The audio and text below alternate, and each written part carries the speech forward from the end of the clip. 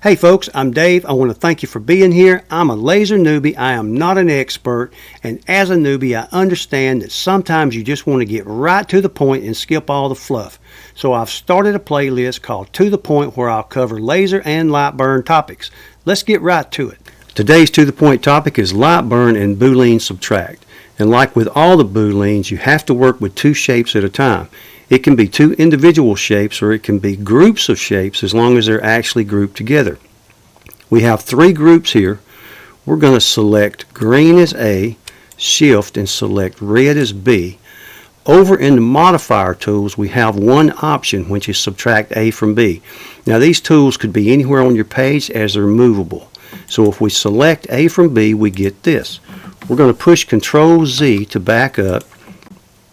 We're going to select green as A again, shift, and red as B. We're going to go up to Tools, Boolean Assistant.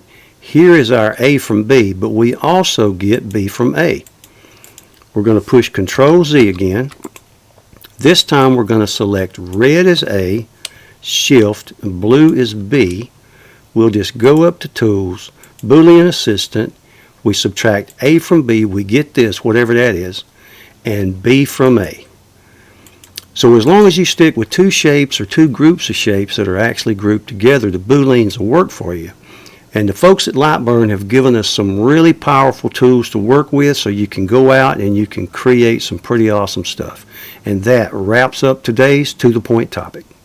Right to the point, the kind of content I really needed when I first got my laser, so I hope it was helpful. If it was, please like and subscribe. It'll not only help the channel grow, but it'll help me to bring you more and better content in the future. If you have suggestions for topics, please let me know. Also let me know if you like or don't like this format. I appreciate your time in watching. You folks take care and check back often for new videos, and we'll see y'all next time. Thank you.